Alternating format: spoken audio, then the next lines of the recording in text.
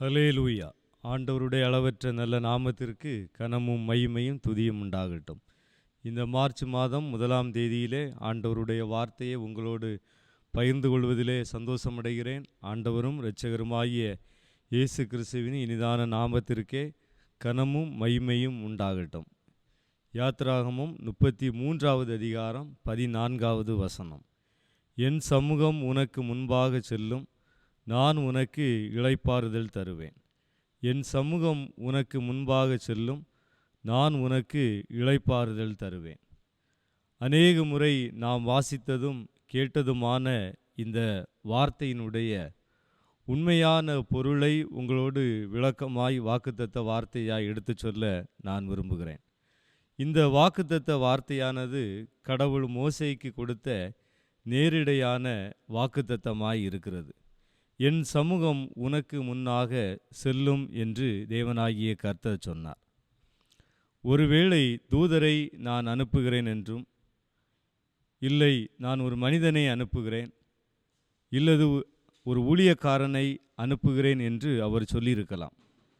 தேவனாகிய கர்த்தர் மோசேயினிடத்திலே கொண்டிருந்த அன்பினாலும் மோசேயின் மேல் கொண்டிருந்த அக்கறையினாலும் அவரை பாதுகாக்கவும் அவர்களை வழிநடத்தவும் ஆண்டவராகிய கர்த்தர் திட்டம் வைத்ததினாலும் இந்த வார்த்தையை நேரிடையாகவே நான் உனக்கு முன்பாக செல்லுவேன் என்று இந்த வார்த்தையை அவர் ஆரம்பிக்கிறார். இந்த வார்த்தை சொல்லப்பட்டது சாதாரணமான சூழ்நிலையில் அல்ல. 32வது அதிகாரத்தை வாசிக்கும்போது இஸ்ரவேலருடைய மகா பெரிய தவறை நாம் புரிந்து கொள்ளலாம். தன்னிடத்தில் உள்ள அணிகளெல்லாம் எடுத்து தீயிலே போட்டு ஒரு பொன் கண்குட்டியை உருவாக்கி இதுதான் எங்களுடைய தெய்வம் என்று சொல்லி வழிபட்டு கொண்டிருந்தார்கள். அதனுடைய தண்டனையாய் சுமார் 3000 பேர் ஒரே நாளிலே மரிக்க வேண்டிய சூழ்நிலையும் வந்தது. இப்படிப்பட்ட நெருக்கடியான சூழ்நிலைக்கு பின்பு தேவனாகிய கர்த்தர் என் சமூகம் உனக்கு முன்னாக செல்லும், நான் உனக்கு இளைப்பாறுதல் தருவேன் என்கிற இந்த வார்த்தையை தேவனாகிய கர்த்தர் மோசேயிடத்திலே சொன்னார். இந்த வேத பகுதியில் இருக்கிற 4 பிரதானமான காரியங்களை தான் நான் சொல்லும்படியாய் விரும்புகிறேன். முதலாவது காரியம், நீங்கள் அவரை விட்டு போனாலும் அவர் உங்களை விடவே மாட்டார். யாத்திராகமம் 32வது அதிகாரம் 7-8வது வசனங்களில் கர்த்தர் மோசேயிடம் சொல்லும்போது, நீ இறங்கிப்போ, எகிப்து தேசத்திலிருந்து நீ நடத்தி கொண்டு வந்த உன் ஜனங்களை தங்களை கெடுத்து கொண்டார்கள், அவர்களுக்கு நான் விதித்த வழியை அவர்கள் சீக்கிரமாய் விட்டு விலகினார்கள் என்று கடவுள் சொல்லுகிறார். தேவனை பின்பற்ற வேண்டிய வழியை விட்டு ஜனங்கள் வேறு வழியாய் சென்றார்கள். தேவனாகிய கர்த்தர் விதித்த வழியை மறந்து அவரை பின்பற்றாமல் போனார்கள். இன்னும் சொல்ல போனால் தேவனை விட்டு விலகி போனார்கள் என்று இந்த வேத வார்த்தை சொல்லுகிறது. தேவனாகிய கர்த்தர் எத்தனை ஆச்சரியமான காரியங்களை இஸ்ரவேலர்களுக்குள்ளே செய்தார். செங்கடலை அவர்களுக்காக 2ஆக பிரித்தார். கண்மலையிலிருந்து தண்ணீரை வரவழைத்தார். மன்னாவும் இறைச்சியும் அவர்களுக்கு சாப்பிடும்படியாய் கொடுத்தார்.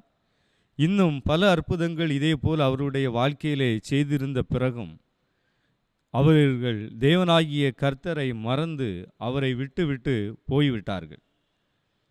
இன்னும் சொல்லப்போனால் 10வது வசனத்திலே, என் கோபம் இவர்கள் மேல் மூளவும் நான் இவர்களை அழித்து போடவும் நீ என்னை விட்டுவிடு, உன்னை பெரிய ஜாதியாக்குவேன் என்றும் கடவுளுடைய கோபத்தினால் ஏற்பட்ட வார்த்தையும் இங்கே நாம் அறியலாம்.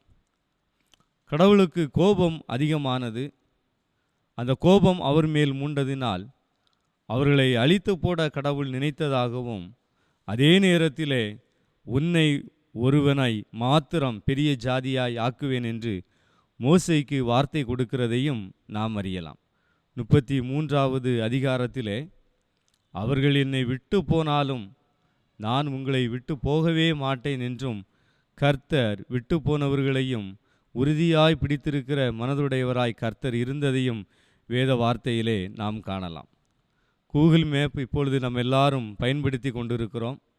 சில நேரங்களில் மேப்பை நாம் பயன்படுத்தி நாம் தவறுதலாக அந்த பாதையின்படி தவறுதலாக சென்று கொண்டிருந்தாலும் அது ஒருபோதும் ஆஃப் ஆகுவதில்லை. அது நமக்கு டைரெக்ஷனை காட்டிக்கொண்டே இருக்கும். நீங்கள் ட்ரை பண்ணுங்கிறத சொல்லும். ரீடைரெக்ஷனில் நம்மை நடத்தும்படியாக இந்த மேப் நமக்கு உதவி செய்து கொண்டே இருக்கும். மனிதன் கண்டுபிடித்த ஒரு மேப் ஒரு மனிதனுக்கு உதவியாய் இவ்வளவாய் இருக்கும்போது, தேவனாகிய கர்த்தர் அவருடைய சொந்த சாயலிலே நம்மை சிருஷ்டித்தார். அவரைப் போல நாம் இருக்க வேண்டும் என்று நினைத்தார். அவர் தருகிற ஆசீர்வாதமான வாழ்க்கையை நாம் பெற்றுக்கொள்ள வேண்டும் என்று கர்த்தர் விரும்பும்போது, நாம் அவரை விட்டு எவ்வளவு தூரம் போனாலும் அவர் எப்படி நம்மை விடுவார்? அவர் நிச்சயமாக கரம் பிடித்து நடத்துகிற கர்த்தராய் இருக்கிறார். அவர் அநித்தியத்திற்கு நம்மை அழைத்தவர் அல்ல, நித்தியத்திற்காக நம்மை அழைத்தவர். அநித்தியமான பாதைகளில் நீங்களும் நானும் எவ்வளவு தூரம் போனாலும் அவர் நம்மை விட்டு விடாமல் நம்மை கரம் பிடித்து நடத்துகிற கர்த்தராய் இருக்கிறார். எனவே தேவனாகிய கர்த்தர் அவர் சொன்ன வார்த்தையின்படி என்னுடைய சமூகம் உனக்கு முன்னாக செல்லும் என்று கர்த்தர் சொன்னபடியே அவருடைய சமூகத்தை நமக்கு முன்னாக அனுப்பி நம்மை அவர் விட்டு போகாதவராய் நம்மை கரம் பிடித்து நடத்துகிற கர்த்தராய் இருக்கிறார். இது முதலாவது காரியம். ரெண்டாவது ஒரு பிரதானமான ஒரு காரியம், என் சமூகம் உனக்கு முன்பாக செல்லும் என்று கடவுள் சொன்ன வார்த்தையினுடைய பிரத்யேகமான ஒரு பொருள், நீங்கள் கற்பலகைகளை உடைத்த பிறகும் அவர் திரும்பவும் கட்டுகிறார் என்பதை உணர்த்தும்படியாய் இந்த வார்த்தை நமக்கு தரப்பட்டிருக்கிறது. யாத்திராகமம் 34வது அதிகாரம் 1வது வசனத்தில், முந்தின கற்பனைகளுக்கு ஒத்த 2 கற்பலகைகளை இழைத்துக்கொள், நீ உடைத்து போட்ட முந்தின பலகைகளில் இருந்த வார்த்தைகளை அவைகளில் எழுதுவேன் என்று தேவனாகிய கர்த்தர் சொன்னார். கிறிஸ்துவுக்கு பிரியமான கர்த்தருடைய பிள்ளைகளே, ஜனங்கள் செய்த தவறினால், மோசேக்கு வந்த கோபத்தினால் தேவனாகிய கர்த்தர் கொடுத்த கற்பலகைகளை அவர் உடைத்து போட்டார். உடைத்து போட்ட மோசேயை பார்த்து திரும்பவும் தேவனாகிய கர்த்தர் சொல்லுகிறார், நீ உடைத்து போட்ட முந்தின பலகைகளில் இருந்த வார்த்தைகளை அவைகளில் நான் எழுதுவேன் என்று சொல்லுகிறார். நாம இருந்தால் என்ன சொல்லியிருப்போம்? 40 நாட்கள் என்னோடு மலையிலே நீ இருந்து என்னுடைய சொந்த கைகளினால் நான் எழுதி கொடுத்ததை நீ உடைத்து போட்டாயே, இனி 40 நாள் திரும்பவும் என்னோடு இரு, மலைக்கு வா, நான் சொல்லுகிறதை நீனே எழுது என்று அவர் சொல்லியிருக்க வேண்டும். ஆனால் அவர் அப்படி செய்யாமல் மோசேயின் மேலே அன்புள்ளவராய் தேவனாகிய கர்த்தர், முந்தின கற்பலகையை நீ உடைத்து போட்டாய், இப்பொழுது நான் திரும்பவும் உண்டு பண்ணுகிறேன், திரும்பவும் நானே எழுதுகிறேன் என்று சொல்லி தேவனாகிய கர்த்தர் இந்த வார்த்தையை கொடுக்கிறார். தேவனாகிய கர்த்தர் நம்முடைய வாழ்வை சரி செய்ய வந்தவர். நம்முடைய வாழ்க்கையிலே எத்தனை குற்றங்கள் பிழைகள் இருந்தாலும் ஆண்டவர் அதை திருத்துவதற்கு முயற்சி செய்கிறவராய் இருக்கிறார்.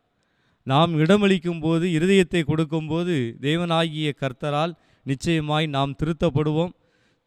சரியான வழியிலே நடத்துவதற்கு தேவனாகிய கர்த்தருடைய கிருபையும் நிச்சயமாய் நம்மோடு கூட இருக்கும் என்பதை நீங்களும் நானும் நினைவில் வைத்து கொள்ள வேண்டும். நாம் படிக்கிறோம் அல்லது வேலை பார்க்கிறோம், ஒரு அலுவலகத்திலே நாம் பணி செய்கிறோம், ஊழியம் செய்கிறோம். நம்மை பார்க்கிறவர்கள் சொல்லுவார்கள், உங்களுடைய வாழ்க்கை எங்களுடைய கையெழுத்திலே இருக்கிறது என்று சொல்லுவார்கள். அல்லது நாமவே நமது ஒரு வாழ்க்கையை வாழ்வதற்கு நம்முடைய கதைகளை நாமே எழுதி கொள்வோம். நான் இப்படி இருக்க வேண்டும் என்பதை நாமே தீர்மானித்து நினைத்து கொள்வோம். இங்கே தேவனாகிய கர்த்தர் அவர் சொல்லுகிறார், உன்னுடைய வாழ்க்கையை நான் திருத்தி எழுதுவேன் என்று ஆண்டவராகிய கர்த்தர் சொல்லுகிறார். உங்களுக்கான வாழ்க்கையை தரக்கூடியவர் தேவனாகிய கர்த்தராயிருக்கிறார். உங்களுக்கான ஸ்டோரியை எழுதக்கூடியவரும் அவராக தான் இருக்கிறார். வேறு ஒருவரால் உங்களுடைய வாழ்வை, உங்களுடைய கதையை அவரால் எழுத முடியாது. நீங்கள் நினைத்தாலும் உங்களுடைய கதையை இப்படி தான் இருக்க வேண்டும் என்று தீர்மானிக்கவும் முடியாது. தேவனாகிய கர்த்தர் அதனால்தான் இந்த வார்த்தையை சொன்னார், என் சமூகம் உனக்கு முன்னாக செல்லும், நான் உனக்கு இளைப்பாறுதல் தருவேன் என்று. எனவே தேவனாகிய கர்த்தர் நம்மை திரும்பவும் அவர் புதுப்பிக்கவும், திரும்பவும் நம்மை கட்டவும், திரும்பவும் நம்முடைய வாழ்க்கையை சரியாய் எழுதவும் கர்த்தர் முயற்சிக்கிறார். நீங்களும் நானும் அவருடைய கரத்தில் நம்மை ஒப்புவிக்க வேண்டியது மிகுந்த அவசியமாய் இருக்கிறது. மூன்றாவது பிரதானமான காரியம், என் சமூகம் உனக்கு முன்னாக செல்லும் என்று கடவுள் சொன்ன வார்த்தையினுடைய பொருள் என்னவென்றால், தேவனுடைய பிரசனம் நமக்கு இருக்கிற சொத்துக்களை விடவும் பெரியது. தேவனுடைய பார்வை அல்லது தேவ சமூகம் நமக்கு இருக்கிற சொத்துக்களை விடவும் அது உன்னதமானதாய் இருக்கிறது. யாத்திராகமம் 33வது அதிகாரம் 15வது வசனம் இப்படி சொல்லுகிறது: மோசே தேவாதி தேவனை நோக்கி, உம்முடைய சமூகம் என்னோடு கூட இல்லாமல் போனால் எங்களை இவ்விடத்திலிருந்து கொண்டு போகாது இரும் என்று அந்த வார்த்தையை அவர் பயன்படுத்துகிறார். மோசேக்கு தெரியும், தனக்கு இருக்கிற சொத்துக்களை விடவும் தனக்கு இருக்கிற சொந்தங்களை விடவும் தேவ பார்வை எனக்கு அவசியம், தெய்வ பிரசன்னம் எனக்கு அவசியம், தேவனாகிய கர்த்தர் அவர் சமூகத்தை அனுப்புவதுதான் மேலானது என்பது மோசேக்கு தெரியும். மோசேயிடத்திலே கர்த்தர் சொல்லியிருந்தார், நீ கானானுக்குள்ளே போ, பாலும் தேனும் ஓடுகிற அந்த தேசம் உனக்குரியதாய் இருக்கும் என்று கர்த்தர் சொல்லியிருந்தார். மோசே நினைத்திருப்பார் என்றால், இந்த வாழ்க்கை நமக்கு கிடைக்க பெற்றிருக்கிறது, இதை நாம் பயன்படுத்தி கொள்ள வேண்டும், தேவனாகிய கர்த்தர் தருகிற உன்னதமான ஆசீர்வாதத்தை நாம் வீணடித்து விட வேண்டாம், இதை நாம் பெற்றுக்கொள்வோம் என்று அனுபவிப்போம் என்று அவர் நினைத்திருக்க வேண்டும். ஆனால் மாறாக அவர் சொல்லுகிற வார்த்தை, உம்முடைய சமூகம் என்னோடு கூட இல்லாமல் போனால் எங்களை இவ்விடத்திலிருந்து கொண்டு போகாதிரும். ஆண்டவரே, எனக்கு நீர் வாக்குத்தத்தம் பண்ணின தேசம் பிரதானமானது அல்ல, வாக்குத்தத்தம் பண்ணின நீரே எனக்கு வேண்டும் என்பதை மோசே புரிந்து கொண்டார். எனக்கு அன்பான கர்த்தருடைய பிள்ளைகளே, அநேகர் இன்று வாய்ப்பு வசதிகளோடு வாழ்ந்து கொண்டிருக்கிறார்கள். அந்த வாழ்க்கை அவர்களுக்குள்ளே சந்தோஷம் இல்லாமல் போனதற்கான காரணம், வாக்குத்தத்த தேசத்தை தான் சுதந்திரித்திருக்கிறார்களே தவிர வாக்குத்தத்த தேவனை அவர்கள் சுதந்திரிக்கவில்லை. தேவன் இல்லாத இடம் அது ஒருபோதும் ஆசீர்வாதத்தை சுதந்திரிக்கிற இடமாக ஒருபோதும் இருப்பதில்லை. வனாந்தரமாயிருந்தால் கர்த்தர் அங்கே இருப்பார் என்றால் அதுவே நமக்கு கானானாய் இருக்குமே தவிர, கடவுள் இல்லாத ஒரு கானான் அது நிச்சயமாக அது செழிப்பும் ஆசீர்வாதமுள்ள இடமாக ஒருபோதும் நமக்கு இருந்து விடாது என்பதை நாம் நினைவில் வைத்து கொள்ள வேண்டும். நாம் வீட்டிலிருந்து வெளியூருக்கு கிளம்புவோம், அல்லது நம்முடைய பிள்ளைகள் டூருக்காக வெளியூருக்கு கிளம்புவார்கள். போகிற நேரத்தில் மிகுந்த சந்தோஷமாய் நாங்கள் டூருக்கு போகிறோம் என்று சந்தோஷமாய் போவார்கள். 2-3 நாட்கள் அந்த இடத்துல செலவழித்து இடங்களை எல்லாம் பார்த்து அங்கே இருக்கிற உணவுகளை எல்லாம் உட்கொண்டு மிகுந்த சந்தோஷமாய் இந்த இடத்தை நாங்கள் பார்த்தோம் என்று அவர்கள் சொல்லிக் கொள்வதிலே மிகுந்த சந்தோஷம் அடைவார்கள். எத்தனை நாட்கள்? ஒரு நாள் இங்கே திரும்பி வர வேண்டியது இருக்கிறது. தாய் தகப்பனோடு வாழ்கிற வாழ்க்கை தான் பிரதானமானது. நண்பர்களோடு இருக்கிற வாழ்க்கை அது கொஞ்ச காலம்தான். சகோதர சகோதரிகளோடு பெற்றோரோடு வாழ்கிற வாழ்க்கை தான் அது மேலான வாழ்க்கை. எனவே மனித வாழ்க்கையும் அப்படிதான். நம்ம சொத்துக்களோடு ஆடம்பரமாய் வாழ்வது அல்ல, தேவனாகிய கர்த்தருடைய கிருபையினாலும் அவருடைய சமூகத்திலும் அவருடைய பிரசன்னத்திலும் வாழ்வது தான் பிரதானமான காரியம்.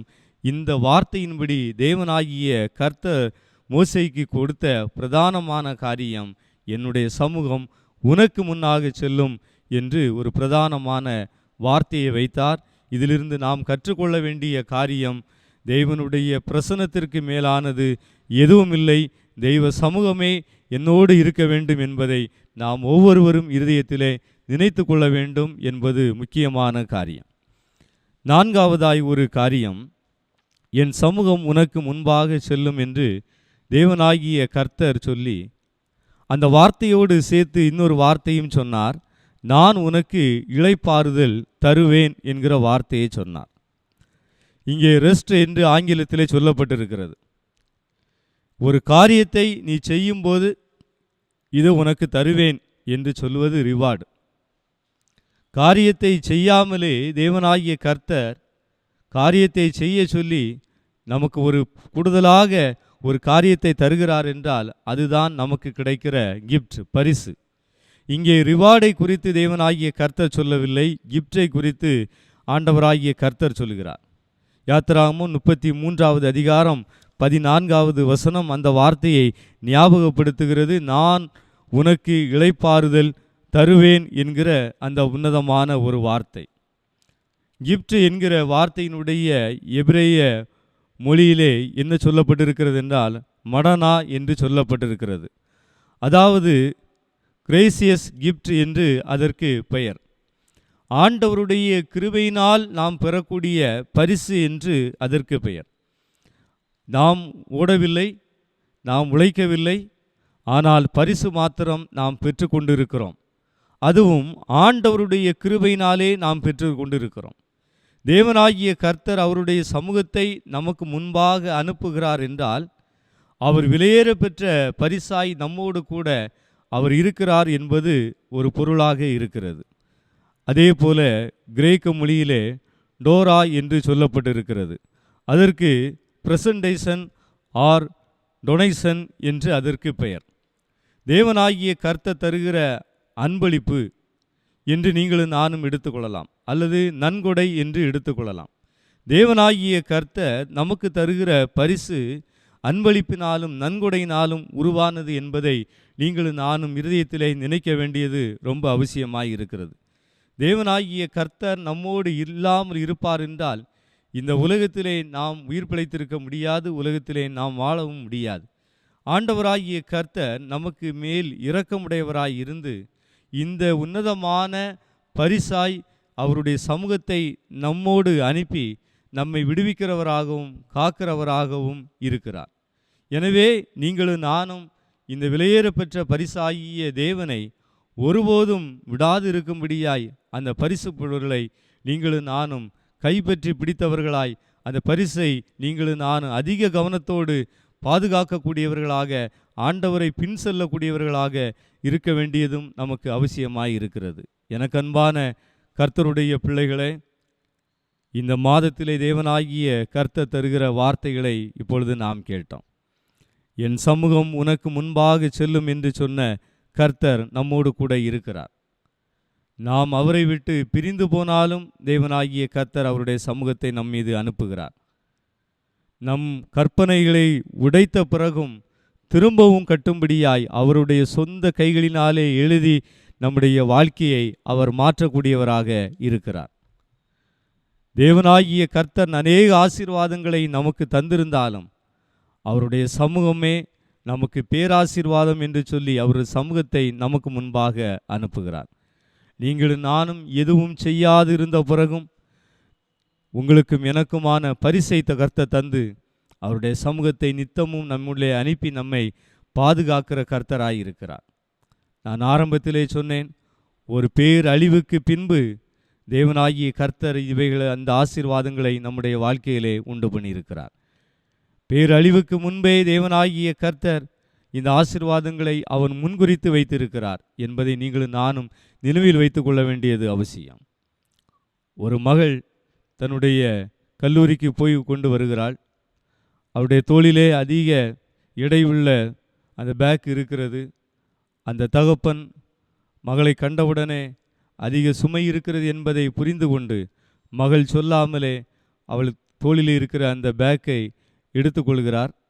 அதுவரையிலும் மிகுந்த கவனத்தோடு இதை யாரும் எடுத்துவிடக்கூடாது, இது பாதுகாப்பாய் நம் வீட்டிற்கு செல்ல வேண்டும் என்கிறதிலே கவனத்தோடு இருந்த அந்த மகள் இப்பொழுது என்னுடைய தகப்பனிடத்திலே அந்த பேக் இருக்கிறது, எனக்கு எந்த கவலையும் இல்லை, அவர் பார்த்து கொள்வார் என்கிற சந்தோஷத்திலே அவள் செல்கிறது போல தேவனாகிய கர்த்தர் நம்மோடு கூட இருக்கிறார்.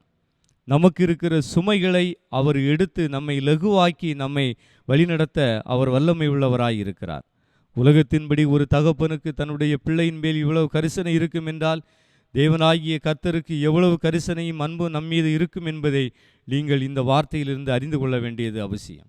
எனவே தனிமையாய் ஒருபோதும் அல்ல, அவர் தமது சமூகத்தை அனுப்பியிருக்கிறார். அந்த சமூகம் என்பதே அவர்தான். அவர் நம்மோடு கூட இருக்கிறார். இந்த மாதத்திலே தேவனாகிய கர்த்தர் நம்மோடு இருந்து பெரிய காரியங்களை செய்வார். இந்த வார்த்தைகளை கேட்டவர்கள் நீங்கள் விசுவாசியுங்கள், இந்த வார்த்தையை நம்புங்கள். இந்த மாதம் முழுவதும் தேவனாகிய கர்த்தர் என்னோடு இருப்பார், அவர் தமது சமூகத்தை என்னோடு அனுப்பியிருக்கிறார் என்கிற நிச்சயத்திலே தேவனுடைய நாமத்தை மைமைப்படுத்துகிற சாட்சியாய் வாழுங்கள். தேவனாகிய கர்த்தர் தாமே உங்கள் யாவரையும் அதிகமாய் ஆசீர்வதிப்பாராக. ஆமேன். அல்லேலூயா. ஜெபிப்போம். இரக்கங்களின் தேவனாகிய கர்த்தாவே, உம்மை நன்றியோடு துதிக்கிறோம். கழிந்த பிப்ரவரி மாதம் முழுவதும் என் ஆண்டவராகிய கர்த்தர் எங்களை காத்தீர், நடத்தினீர், பாதுகாத்தீர், அன்பு வைத்து ஆதரித்தீர். அதற்காக உமக்கு ஸ்தோத்திரம். எங்களுடைய தனிப்பட்ட வாழ்க்கையிலும் குடும்பத்திலும் இந்த சபையிலும் அநேக நன்மைகள், ஆசீர்வாதங்கள் என் ஆண்டவர் நீர் செய்கிற தேவனாயிருந்தீர். பலகீனத்திலிருந்து விடுதலையாக்கினீர். அற்புத சுகமும் ஆரோக்கியமுள்ள வாழ்க்கை கர்த்தர் தந்தீர். எதிர்பார்த்திருக்கிற பலனை பெற்றுக்கொள்ளும்படியாய் என் ஆண்டவராகிய கர்த்தருடைய திட்டம் என் மீது இருந்தது. ஆண்டவரே, உம்மை நாங்கள் நன்றியோடு நாங்கள் துதிக்கிறோம் கர்த்தாவே. இந்த மார்ச் மாதத்திலும் என் ஆண்டவரே, உம்முடைய கிருபையினால் நாங்கள் ஆலயத்திலே கூடி வரவும், என் சமூகம் உனக்கு முன்பாக செல்லும் என்கிற வார்த்தையை கர்த்தர் எங்களுக்கு வாக்குத்தத்த வார்த்தையாய் அனுப்பி, இந்த வார்த்தையை பிடித்து கொண்டு இந்த மாதம் முழுவதும் நாங்கள் உம்மோடு நாங்கள் நடக்கும்படியாய் ஆண்டவரே, என் தேவாதி தேவன் எங்கள் மேல் கிருபை செய்தருளும்படியாகவும் நாங்கள் உம்முடைய சமூகத்திலே வேண்டுதல் செய்து நிற்கிறோம் கர்த்தாவே.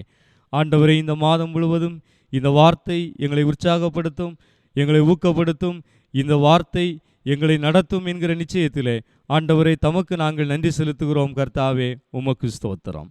கர்த்தாவே, எங்களிடத்தில் உள்ள குழந்தைகளை கர்த்தர் நீர் ஆசீர்வதிக்க நாங்கள் ஜெபிக்கிறோம். படிக்கிற பிள்ளைகளை கர்த்தர் நீர் ஆசீர்வதித்தருளும்படியாய் நாங்கள் ஜெபிக்கிறோம். பொது தேர்வு எழுத ஆயத்தப்படுகிற பிள்ளைகளை என் ஆண்டவராகிய கர்த்தர் ஞானத்தினால் நிரப்பும்படியாய் ஜெபிக்கிறோம். வாலிப தம்பி தங்கைகளை கர்த்தர் அதிகமாய் ஆசீர்வதித்தருளும்படியாய் நாங்கள் ஜெபிக்கிறோம். அவரவருடைய வேலையிலே கர்த்தருடைய கரமே கூட இருந்து மேன்மைகளை, ஆசீர்வாதங்களை கர்த்தாதி கர்த்தர் நீர் தரும்படியாய் உம்முடைய கிருபைக்காக நாங்கள் ஜெபிக்கிறோம். எங்களுடைய பெற்றோர் எல்லாரையும் கர்த்தர் நீர் ஆசீர்வதியும். அவர்களுக்கு பூரண பலத்தையும் தீர்க்க ஆயுசையும் கர்த்தர் நீ தரும்படியாய் நாங்கள் கேட்கிறோம் கர்த்தாவே.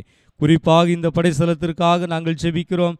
இந்த படைஸ்தலத்திலே பேரெழுதப்பட்டு உலகமெங்கிலும் இருக்கிற ஜனங்கள் அத்தனை பேரையும் என் தேவனாகிய கர்த்தர் நீர் ஆசீர்வதிப்பீராக. குடும்பமாய் பேர் சொல்லி கர்த்தர் ஆசீர்வதித்தருள நாங்கள் ஜெபிக்கிறோம் கர்த்தாவே. ஆண்டவரே, தேவைகள் அனைத்தையும் என் தேவாதி தேவன் நீ சந்தித்தருளும்படியாய் நாங்கள் ஜெபிக்கிறோம் கர்த்தாவே. ஸ்தோத்திரம். வேதனையிலும் வறுமையின் வாழ்விலும் இருக்கிறவர்களை விடுதலையாக்கும். ஆண்டவரை, பலகீனங்களினால் சோர்ந்து போயிருக்கிறவர்களை கர்த்தர் பலப்படுத்தும்படியாய் ஜெபிக்கிறோம். தேவையில் இருக்கிறவருடைய தேவைகளெல்லாம் என் தேவனாகிய கர்த்தர் நீர் சந்தித்தருளும்படியாய் உம்முடைய இரக்கங்களுக்காக நாங்கள் ஜெபிக்கிறோம் கர்த்தாவே. ஆண்டவரே, இந்த மாதம் முழுவதும் ஆண்டவரே, எங்களுடைய காரியங்கள் எல்லாம் வெற்றியாய் இருக்க தேவனாகிய கர்த்தர் எங்களுக்கு முன் செல்லும்படியாய் நாங்கள் ஜெபிக்கிறோம். என் ஆண்டவர், எங்களுக்கு உதவிகரத்தை நீட்டுவீராக. உமக்கு ஸ்தோத்திரம் கர்த்தாவே. இந்த மாதத்திலே பல நன்மைகள், ஆச்சரியமான பாதைகளில் என் ஆண்டவர் எங்களை நடத்தும்படியாய் நாங்கள் மன்றாடுகிறோம் கர்த்தாவே. ஆண்டவரே, எங்களுடைய வாழ்க்கையிலே பல நன்மைகளை நாங்கள் இந்த மாதத்திலே பெற்றோம் என்று உமக்கு சாட்சியாய் சொல்லி துதிக்க கர்த்தர் அநேக நன்மைகளை கர்த்தர் நிரப்பும். ஆண்டவரை, இந்த மாதத்திலே பிறந்த நாள் காண்கிற, திருமண நாள் காண்கிற, இன்னும் விசேஷித்த நாட்கள் காண இருக்கிற ஒவ்வொருவரையும் கர்த்தர் நீர் அதிகமாய் ஆசீர்வதித்தருள நாங்கள் ஜெபிக்கிறோம். அதே வேளையில் என்னுடைய ஊழியத்திற்காக நாங்கள் ஜெபிக்கிறோம். இரட்சணிய சேனைக்காக ஜெபிக்கிறோம். ஊழியங்களுக்காக ஜெபிக்கிறோம். ஊழியக்காரர்கள், தலைவர்களுக்காக நாங்கள் ஜெபிக்கிறோம். ஆண்டவரே, உமக்கு ஸ்தோத்திரம். எல்லா ஊழியங்களையும் கர்த்தர் நீர் ஆசீர்வாதமாய் இந்த மாதத்திலே நடத்தும்படியாய் ஜெபிக்கிறோம். அழிவில் இருக்கிற ஒரு ஆத்துமாவாயிலும் இயேசுவின் அண்டையிலே வரும்படியாய், ஆத்தும மீட்பை பெற்றுக்கொள்ளும்படியாய் ஆண்டவராகிய கர்த்தர் நீர் திட்டம் வைத்தருள்ள உம்முடைய இரக்கங்களுக்காக நாங்கள் கெஞ்சி நிற்கிறோம். கர்த்தர் அப்படியே செய்வீராக. உமக்கு ஸ்தோத்திரம். காத்தீர், கிருபையாயிருந்தீர், தயவு பொருந்தின தேவன், இதுவரையிலும் எங்களுக்கு நன்மை செய்தீர். வருகிற காலமும் என் ஆண்டவர் அதுபோல இருந்து பெரிய காரியங்களும் நன்மைகளையும் கர்த்தர் செய்யும். தடைகள், சவால்கள் இயேசுவின் நாமத்தினாலே நீங்கட்டும். வேதனை தருகிற வாழ்வு எங்களை விட்டு அகன்று போகட்டும். பொல்லாத மனுஷரும் சத்துருக்களும் எங்களை விட்டு தூரமாய் போகட்டும். எப்பொழுதும் சந்தோஷமாய் இருங்கள் என்பது உம்முடைய வார்த்தை. அந்த வார்த்தையின்படி இந்த மாதம் முழுவதும் நாங்கள் சந்தோஷப்படுகிற நாட்களை கர்த்தர் தாரும். ஜெபம் ஏற்றுக்கொள்ளும், ஆசீர்வதித்து அனுப்பும். மீட்பர் இயேசுவின் நல்ல நாமத்திலே இவை அனைத்தையும் கேட்டு ஜெயம் பெறுகிறோம் பிதாவே. ஆமேன், ஆமேன். இன்று கர்த்தராகிய இயேசு கிறிஸ்துவின் கிருபையும், பிதாவாகிய தெய்வத்தின் அன்பும், மாறாத தூய பரிசுத்த ஆவியானவரின் அன்பும் ஐக்கியமும் இப்பொழுதும் எப்பொழுதும் சதா காலங்களிலும் நம் யாவரோடும் தங்கி நிலைத்திருப்பாராக. ஆமேன், ஆமேன். அல்லேலூயா.